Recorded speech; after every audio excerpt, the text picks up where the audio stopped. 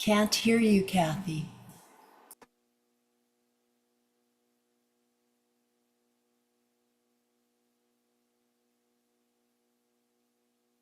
How's that? Can the Zoomers hear me now? Good, I don't know what happened, but okay. I'll look for signs if there's any other trouble. So yes, it's great to be here. This is our third Family Morning Zen, which was an idea that Kelly and Carlene and I, the co-facilitators of the Mindfulness for Parents group, had after our first meeting, which was about a year ago, after talking to parents, particularly of young children. We were reminded of just how difficult it is to find quiet times to sit, to meditate. When you have young children, there's a lot of different needs going on. And so we thought it would be exciting to kind of see what happens bringing families into the center like this. And it's just great to see. It's all good. It's all good. I was responsible for the loudest noise back there, that crashing of plates. I put them on a table because we had a party last night, and I didn't know that the table wasn't stable. And so then I walked away, and 2 seconds later, crash. And so apologies for waking up some sleeping people. So at the first Family Morning Zen Dharma talk, Chris Dussel read a children's book, and we got feedback from the adults that many of them really enjoyed being read to, hadn't been read to for a very long time. So I thought it'd be fun to treat you to another children's book. This one is by Gail Silver, and she is, in addition to being a children's book author, she is a mindfulness and yoga teacher for young people and families.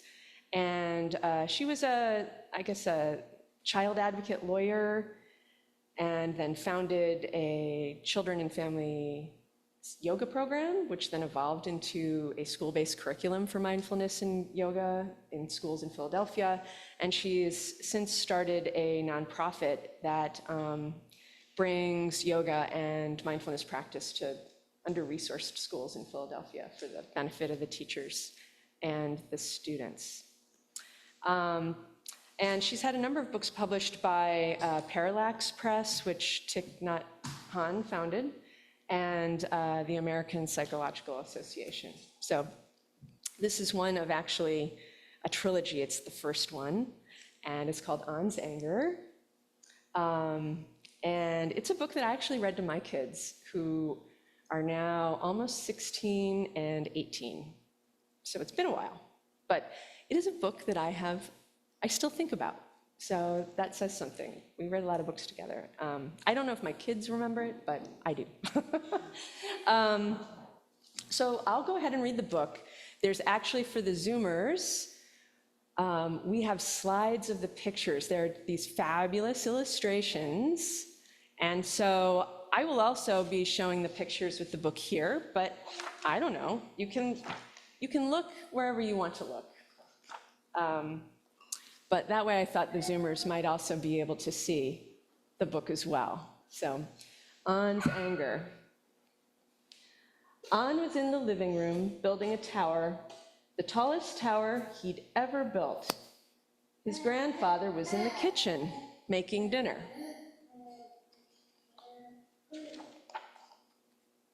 On, grandfather called out, "Dinner is ready." On added a yellow block and smiled. The tower was almost as tall as he was. "Now the red one," On whispered, placing a red block on the very top. Grandfather came in from the kitchen. "What a wonderful tower." "It's not done yet," On told him. "Come sit down," grandfather said. "You can play more after we eat." He set the plates on the table and returned to On, who was balancing a green block on top of the red one. Put your blocks down now, said Grandfather. Dinner is getting cold. An wanted to keep playing. He opened his mouth to speak, but his bottom lip quivered, and the words wouldn't come out. An's eyes filled with tears, and he started to cry.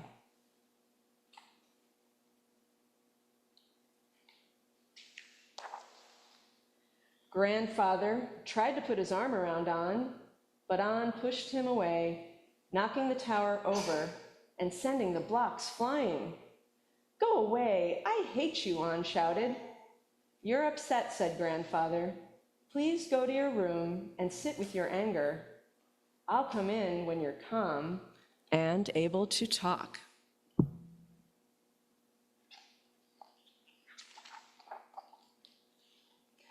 An ran to his room and leapt onto his bed. His cries grew so strong he could feel them all the way down to his belly. How do I sit with my anger, he wondered. I'm so angry, angry, angry.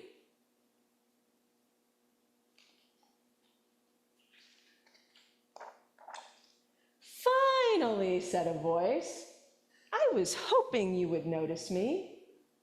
An lifted his head and came face to face with a hairy, red creature.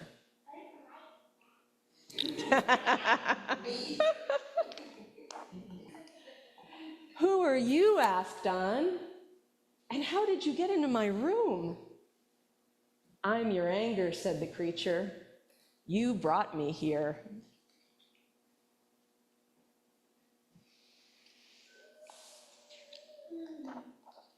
My anger? The anger nodded. Did Grandfather see you come in? I'm not supposed to talk to strangers. Don't worry, An. I'm not a stranger. I'm the part of you that comes out when things don't go your way. I'm right here every time you get angry. I know you feel scared when I'm around. I can make you cry and want to hit things. I can even make you say mean things to people you love. An's anger started to turn the knob of the bedroom door. Come on, he said. I'll show you. An was tempted, but Grandfather had said to stay in the room. Wait, An called. Maybe we can do something in here. An's anger turned and extended his hairy hand. I know just the thing, he said.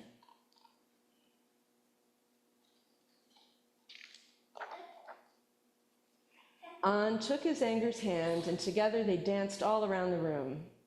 They raised their arms overhead and spun wide circles. They used their breath to make sounds like a strong, howling wind. They got down on their knees and pounded the ground with their hands. It sounded like they were playing drums on the earth, and An liked that. Finally, they were exhausted and ready to be still.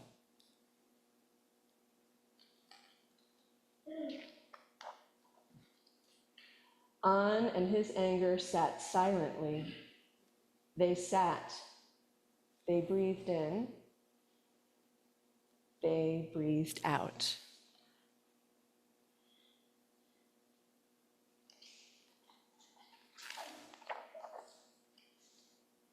And they sat some more.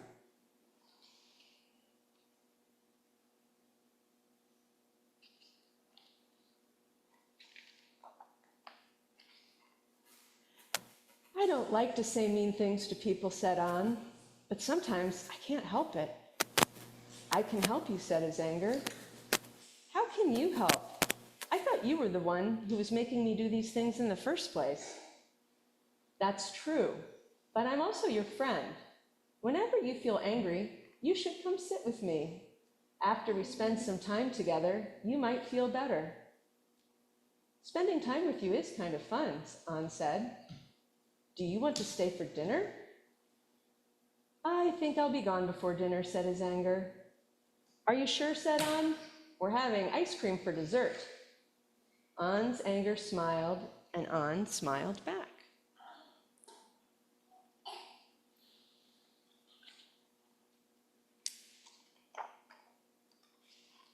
An was tired. He took a deep breath and let out a little sigh. And when he did, his anger became smaller. An and his anger continued to breathe together. With each in-breath, An's anger got a little bit smaller. And with each out-breath, An felt a little better. An heard a gentle tapping on his bedroom door. It was grandfather.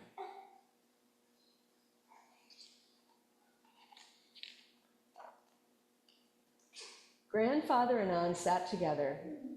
"I'm sorry I didn't listen," said An. "I was really angry. I wanted to keep playing." Grandfather took An in his arms. "Thank you for your kind words," he said. "I sat with my anger like you asked," An said. "But we didn't just sit. We danced and played too. Do you want to meet him?" An looked up, but his anger was gone. "Grandfather," said An, "do you know what happened?" "I think I do," said Grandfather. "You took good care of your anger, and it went away." "That's right," said An. "How did you know?" "When I was a little boy, I met with my anger too." "Really? Was it because of blocks?" "No," laughed Grandfather. "There were no blocks, just frogs, a lily pond, and a sun that wouldn't set. Come, let's eat dinner, and I'll tell you my story."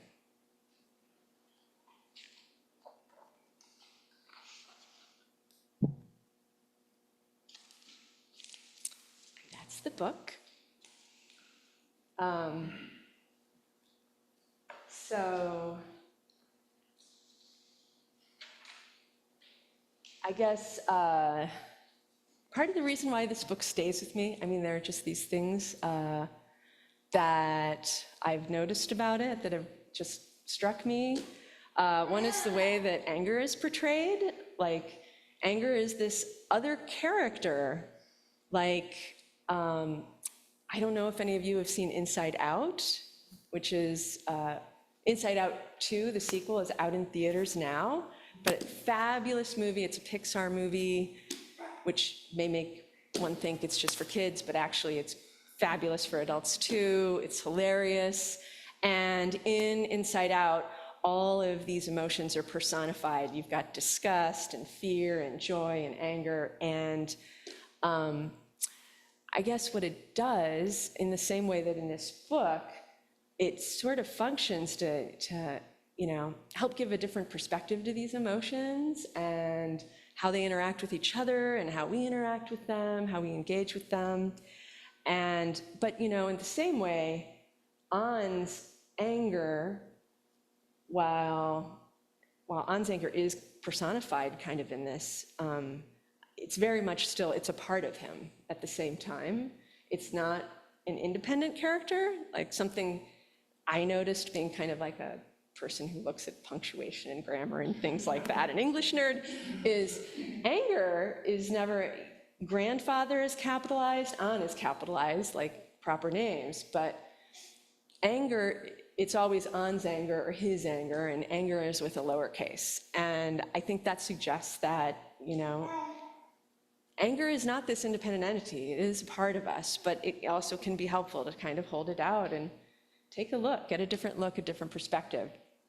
I guess, also what strikes me is the way that An treats his anger. Like, I think many of us have heard this, sit with your emotions, and figuring out what does that look like when we sit with our emotions?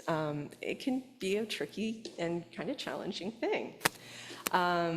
So it's kind of interesting to see, like, here's An, curious with his anger. He's asking his anger questions. He's finding ways to playfully engage with his anger.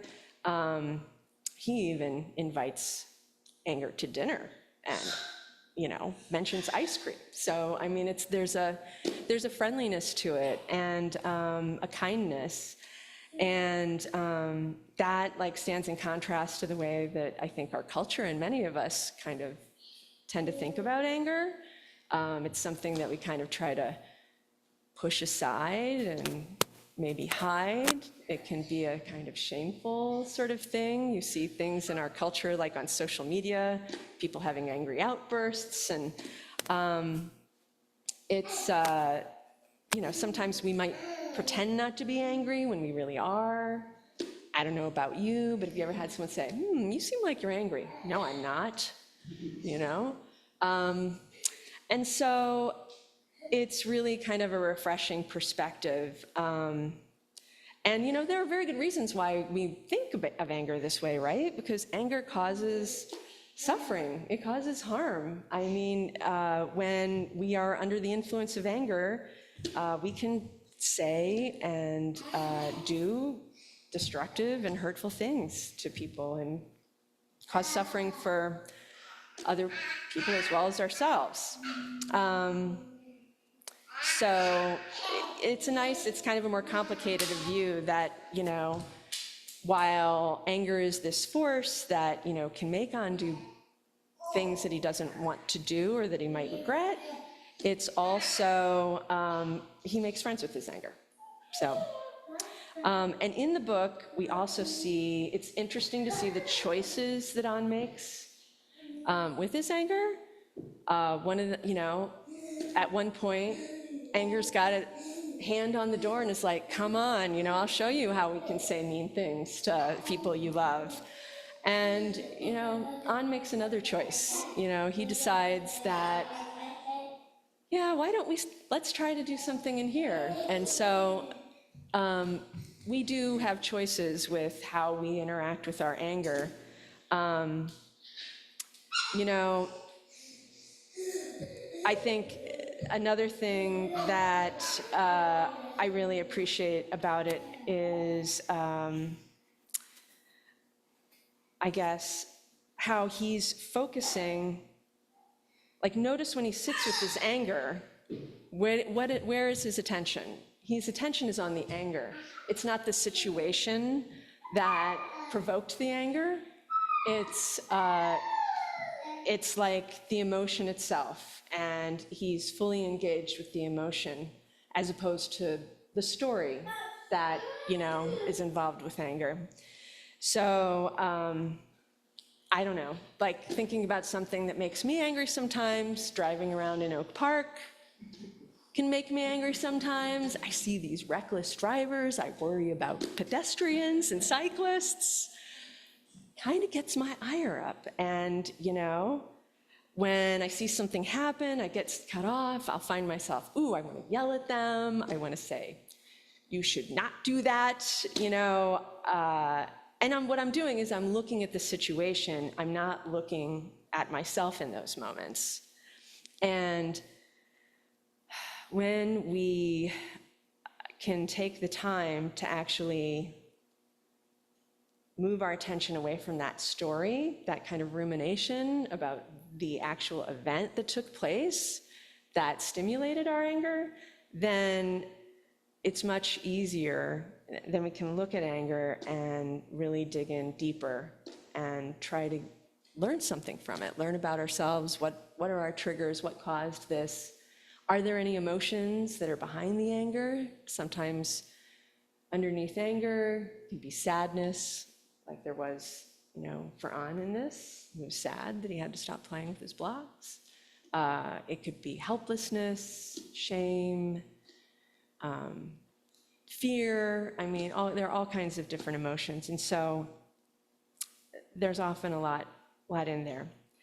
So another book that I looked at when thinking about this talk was Thich Nhat Hanh's book, Anger, Wisdom for Cooling the Flames, which folks may or may not be familiar with. But in this book, he uses the metaphor of like anger is a seed that's in all of us. And I guess what's helpful about that metaphor is, this idea that we have all these different seeds in our consciousness. We have a seed of mindfulness, we have a seed of anger, we have a seed of compassion, and all of these different seeds. And what he talks about is kind of selective watering of the seeds. How can I nourish the seeds that I want to nourish, rather than turning on the sprinkler and indiscriminately firing away with water.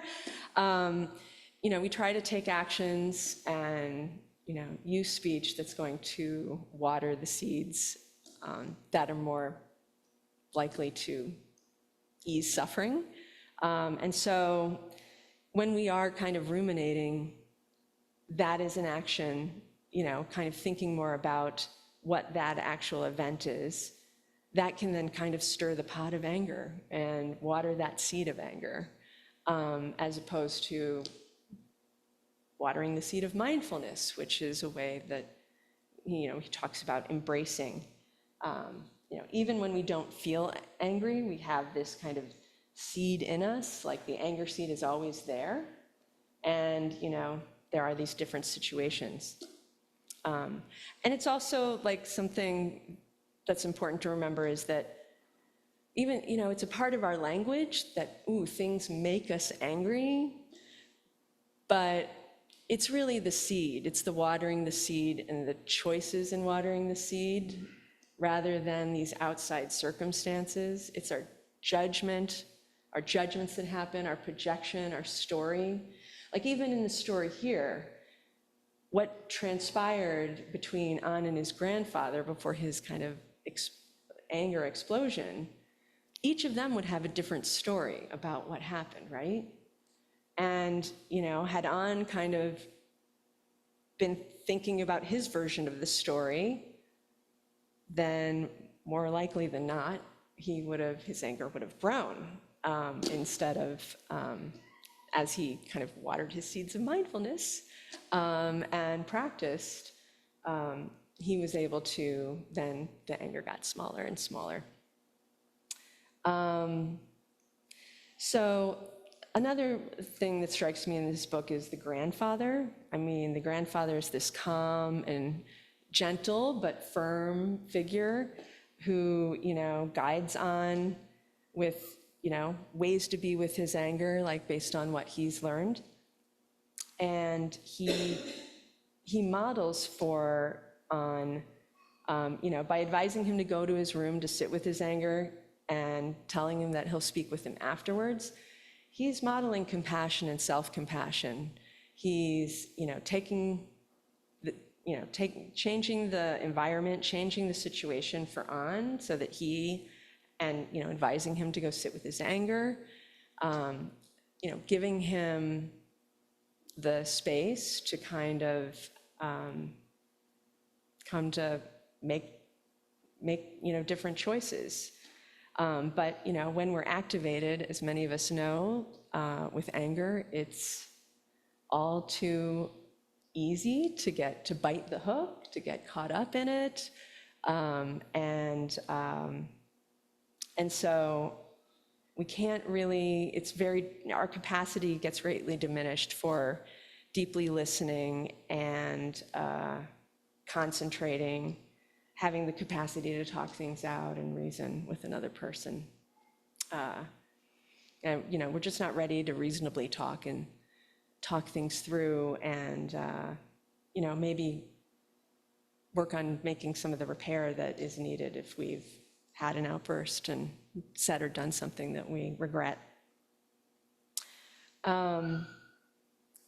So I guess one thing that I was, in thinking about how we practice, and this is a shorter Dharma talk, we're only doing half an hour, so I'm going to try to finish up pretty quickly.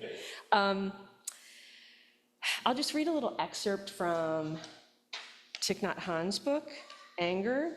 And he has all of these lovely little ways of, self-talk, which I enjoy reading. One, of the phrases is, I am aware that I'm angry, and I'm aware that anger is in me. And he says, mindfulness is touching, recognizing, greeting, and embracing. It does not fight or suppress. The role of mindfulness is like the role of a mother, embracing and soothing the suffering child. Anger is in you. Anger is your baby, your child. You have to take very good care of it. When it recognizes anger, mindfulness says, Hello there, my anger. I know you are there. I will take good care of you. Don't worry. So I kind of enjoy that personification of mindfulness too. And in the book, I'm just gonna leave you with a few of the guided meditations that he has in the appendix. They're kind of modifications of loving kindness meditation, meditation, which we've talked about here. And he advises that, kind of starting out with, breathing in, I know that I am breathing in, breathing out, I know that I am breathing out. Start with a few moments of that. Maybe we should try. So let's try breathing in. I know that I am breathing in, breathing out. I know that I am breathing out. Breathing in. I know that I am breathing in, breathing out. I know that I am breathing out. Breathing in. I know that I am breathing in, breathing out. I know that I am breathing out. Contemplating a person in anger, I breathe in. Seeing the suffering of that person, I breathe out. Contemplating the damage from anger to self and others, I breathe in.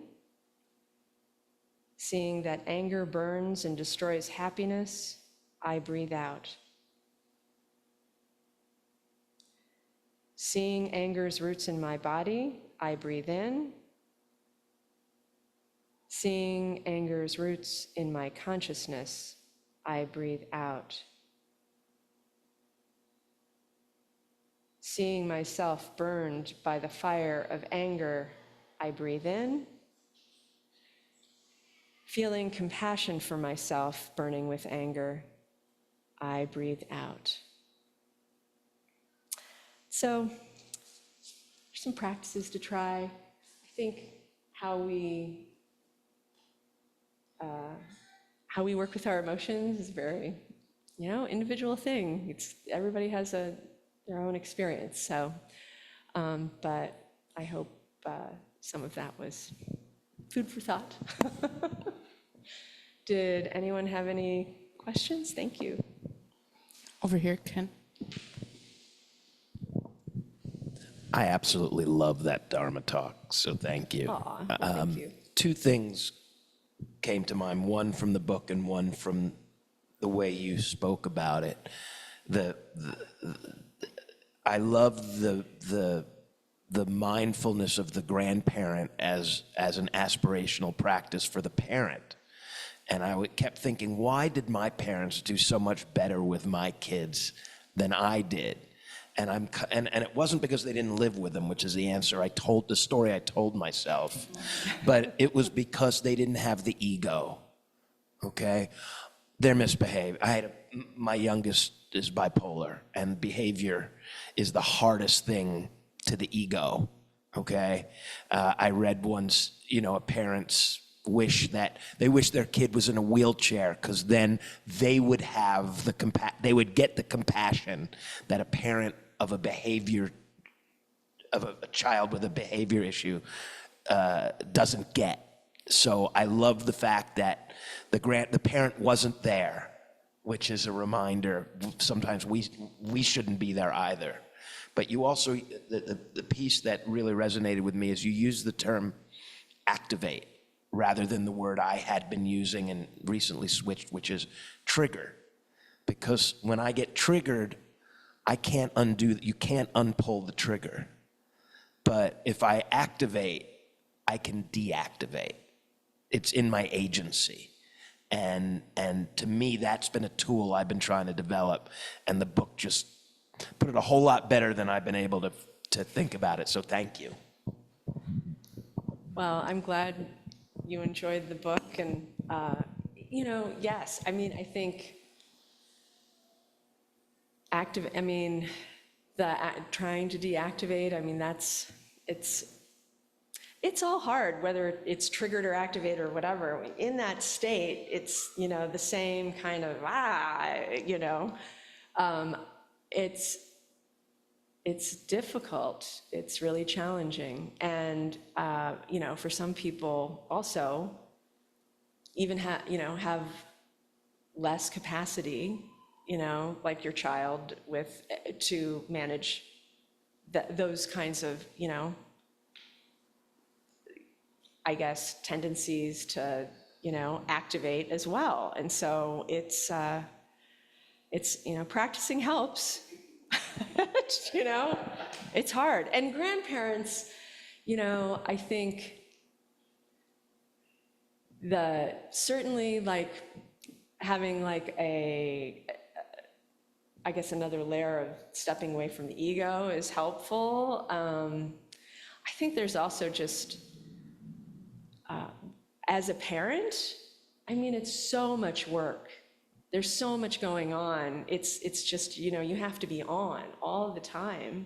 And I think grandparents, I mean, what I have observed anyway in our grandparent situations, they're kind of like, they come in, they have their time and then time to go, I mean, this is great, I love you, and then they have more time to rest. So that's also, rest is helpful. It just is. Rest is helpful, helps a lot. So, thank you. Kathy, thank you. And every time I hear a children's story or somebody read a children's book, which isn't all that often, I feel like I've benefited from it. And I think in this crazy world, for all those, for that person that, blows through the red light when it's your turn, I think if we just think about how a child might see that and how it might deal with that. So thanks for bringing this to the Sangha. Thanks. Online, Robin. Kathy, thank you. That was wonderful. I particularly loved your using your own phrase, I think, under the influence. I just thought that was a great way to think about how we get taken over. Yeah. So I'm really going to try to use that. Thank you. Yeah, it's interesting. Because, anger can be intoxicating too, right? I mean, yeah, I mean, there's a lot to anger. We could go on for hours and hours, like righteous anger and, gosh, anyway, I'll stop there. Diane, what did you have? This was wonderful. I really like the distinction that you made between when you're angry, telling yourself the story as opposed to focusing on your feelings. I have a sibling and that we have a conflict, and I just was thinking today, I don't know how it's going to solve. I really don't, because I keep playing the story over like I'm justified and, my anger is justified, and it's just not going to end that way. And that just makes me really sad. So it was really a helpful distinction. Thank you. Thanks. Yeah, Melanie over here. I think sometimes you can combine anger with some good emotions, and you can actually get some real positive things from it, because it's an energy and it's just on how you channel that energy. And I think a lot of times we make change because we're angry, but we have to channel it in the correct way. No, absolutely. I mean, what I appreciated about this book is there's not this like dualistic view of anger, right? Anger's complicated, and anger is, outside of the book in our lives, anger is complicated. Anger is activating. I mean, in a good way, and activating is also not good or bad, right? I mean, it's like, there are times when anger is really needed to bring about change. And and it's very motivating, right? Very motivating. So there are a lot of benefits to anger, and it's about the choices we make with how we engage with our anger.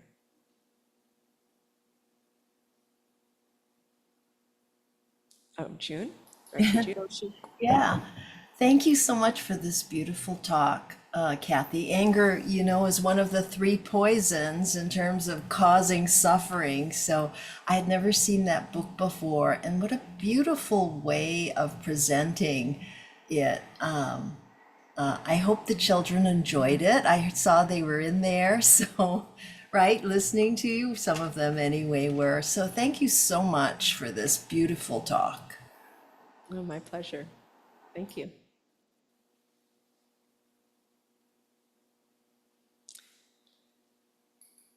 Any last comments, questions, thoughts, reflections?